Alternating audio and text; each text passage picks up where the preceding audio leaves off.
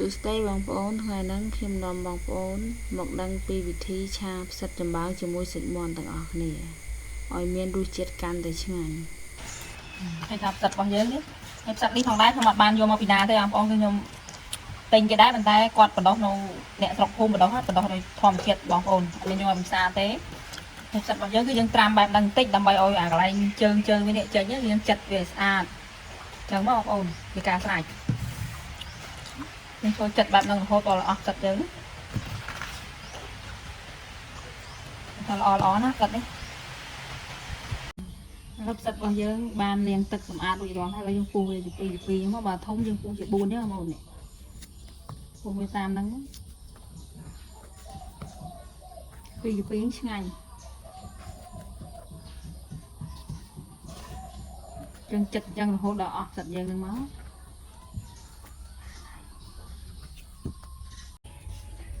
អញ្ចឹងគ្រឿងផ្សំក្នុងការឆារបស់ខ្ញុំនឹងមានផ្សិតសាច់មាន់បងប្អូនដាក់សាច់មាន់ក៏បានតែសម្រាប់ខ្ញុំមានសាច់មាន់ខ្ញុំដាក់សាច់មាន់ខ្ទឹមខ្ញុំច្រាំហើយស្លឹកខ្ទឹមនេះមានដូចជាម្រេចម្សៅស៊ុបស្ករទឹកត្រីប្រេងខ្យងអញ្ចឹងបងប្អូនដាក់តាមចំណង់ចំណូលចិត្តគ្រឿងផ្សំរបស់ខ្ញុំមានប៉ុណ្ណឹងបងប្អូនដាក់សាច់គោក៏បានសាច់ជ្រូកក៏បានតែខ្ញុំមានសាច់មាន់ខ្ញុំដាក់សាច់មាន់ឥឡូវខ្ញុំធ្វើការចាក់ប្រេងចូលហើយបងប្អូន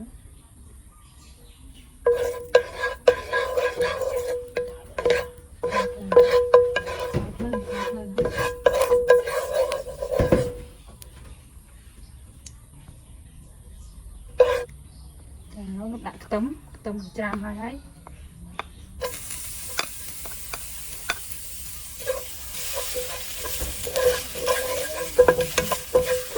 ត្រាំកូនចឹងបងប្អូនឲ្យឈ្ងុយសប់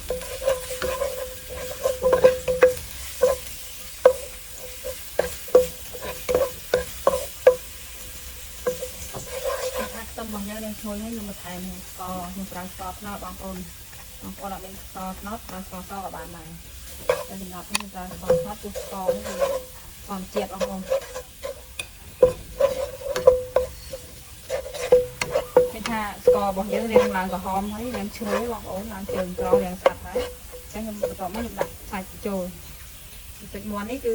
មាន់ខ្ញុំចិញ្ចឹមខ្លួនឯង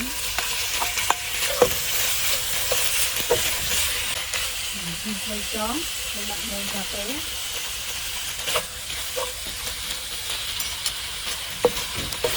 ទឹកប្រេងដាក់តែបន្តិចបងប្អូនខ្ញុំអត់ទៅហូបប្រៃទេ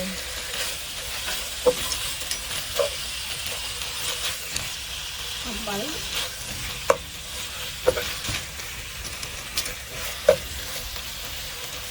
ពីចេងអូវិញហ្នឹងបងប្អូនណាចូលជាតិតែមកទៀតខ្ញុំដាក់សៅស៊ុប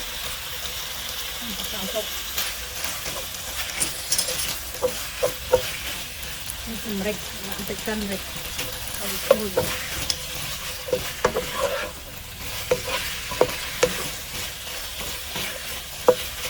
ប្អូនបន្តិចហ្នឹងក៏ដាក់ទឹក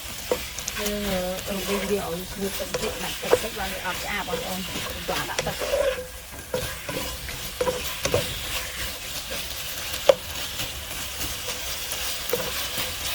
មកទៅថា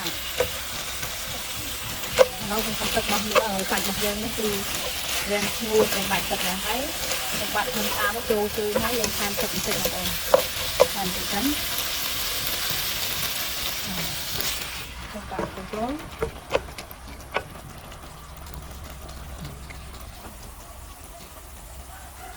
เราเป็นทางខ្ញុំដាក់ទឹកបន្តិចសិនបងប្អូនតែដាក់ច្រើនពេកសាច់យើងគឺឆ្លិតឃ្លាវហ្មងអត់ឆ្ងាញ់អត់ចូលគ្រឿងទេតែខ្ញុំក្របបន្តិចសិនចឹងអានេះខ្ញុំថែមទឹកនៅទី2នេះគឺសម្រាប់តែម្ដងខ្ញុំថែមហើយគឺខ្ញុំងាស់រយៈពេល10នាទីខ្ញុំងាស់រយៈពេល10នាទីគ្របចោលនេះទៅទុក10នាទីបងប្អូននៅពេលថាក្រោយពីខ្ញុំទុករយៈពេល10នាទីហើយខ្ញុំទឹកនេះព្រីពីមុំដែរខ្ញុំនឹងស្ទើរមិនខ្ញុំថែម1នាទីបងប្អូនចូលចិត្តហើយមិនដាក់ទេក៏បានដែរអញ្ចឹងធ្វើការចាក់ផ្សិតរបស់យើងនេះខានហើយនេះ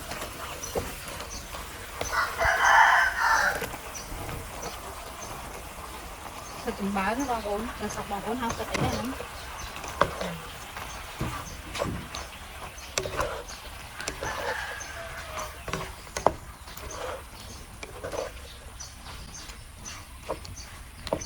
យកគោឲ្យយើងទុកវារយៈពេលថាជា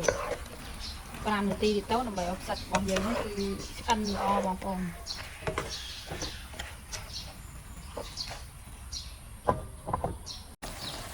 ផ្សិតរបស់យើងបានឆ្អិនរួចរាល់ហើយពូអត់ដាក់ទឹកទេឆានោះពុកទឹកចេញទឹកបងប្អូនខ្ញុំដាក់ទឹក